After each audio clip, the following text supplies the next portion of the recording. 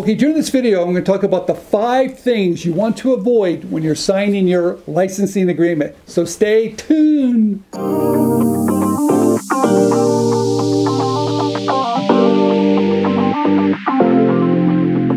Okay, number 1, here's the biggest thing. If there's no minimum guarantees in your licensing agreement, I would run for the hills. You have to renegotiate this licensing agreement. Why is minimum guarantees so important? Well, it's very simple.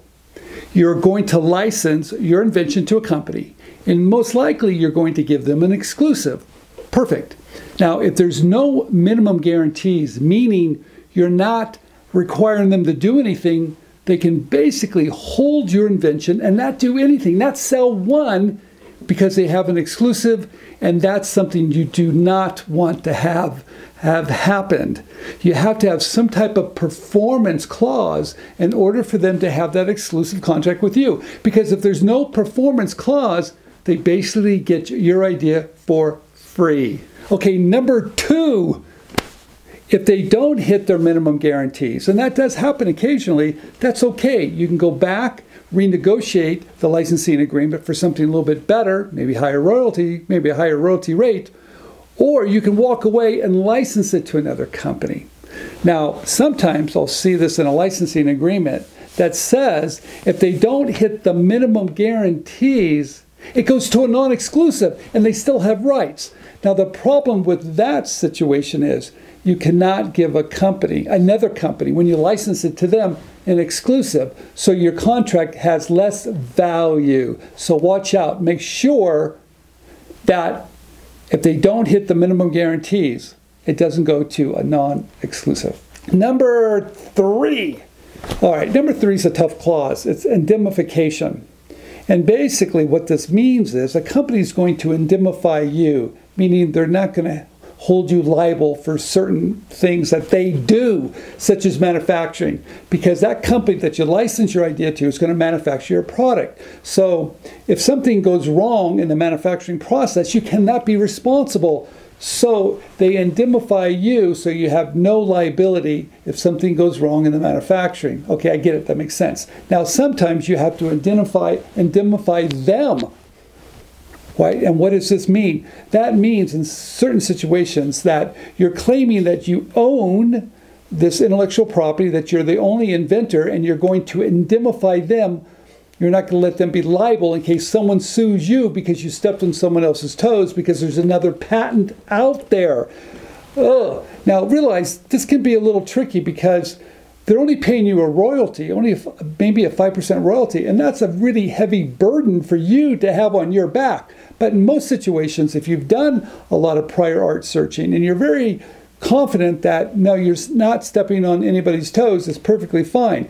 But there's other ways to soften that language. So please, if you see that in your contract, which you will, you need to have someone help you soften the language, and a licensing attorney can do exactly that. Number 4, net sales. No clear definition of what net sales are. You see, when they get all the money, that's gross sales. And sometimes there's expenses with that, and they're going to pull out some money before they pay you because your royalty comes off of net sales.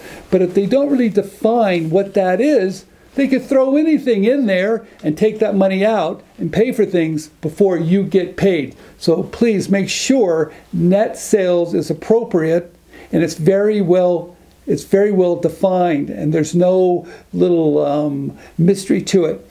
If it's not clearly defined, you can always go to not a royalty, but a flat fee per item, and sometimes that's a better choice, but that's a whole nother conversation to have. But make sure net sales is well defined in your licensing agreement. Number 5, I think this is one of the biggest things here. In the grant of license, meaning what are you granting them for them to pay you a royalty? Now, sometimes I've seen this where they really try to tie the grant of license, how they're going to pay you, to a patent that should be or could be issued. Meaning, if you don't have intellectual property issued, they don't have to pay you your royalty. I like to take the grant of license and to expand it in such a way that you're going to be paid forever. That's my strategy, and that's a whole nother video on how to do that correctly. But you need to be careful in the grant of license, because they're going to define what that is and things that you have to do in order for you to get your royalty. And you don't want that tied for you to have an issued patent, because who knows if it's going to be issued or not. That's a slippery slope. All right, so these are just a few things you might want to avoid when you're signing a licensing agreement. I have to tell you, if you haven't done it before, you're going to need some help. So please, reach out to us. We've seen thousands of these licensing agreements over the last 25 years, and we can help you. There you go. All right, this is Stephen Key. Subscribe down below, and I'll see you on the next video. Okay, you've got this great idea, and you need a little help, and we're going to help you. We're going to give away $25,000 in prizes to help you license your ideas to companies at InventRight. So how does this all work? It's pretty simple.